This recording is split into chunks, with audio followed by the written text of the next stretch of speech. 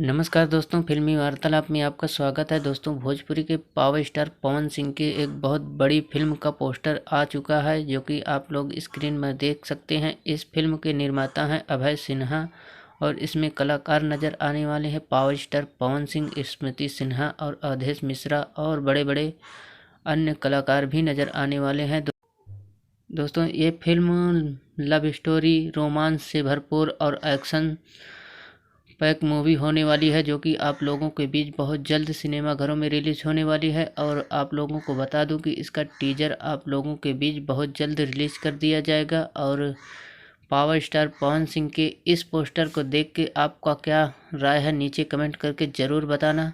आप लोगों को कैसा लगा पावर स्टार पवन सिंह के फिल्म का फर्स्ट लुक, और अपनी राय ज़रूर दें। और वीडियो अच्छी लगी हो तो वीडियो को लाइक कर देना, और चैनल पर पहली बार आए हो तो चैनल को ज़रूर सब्सक्राइब कर लेना। जय हिंद, धन्यवाद दोस्तों।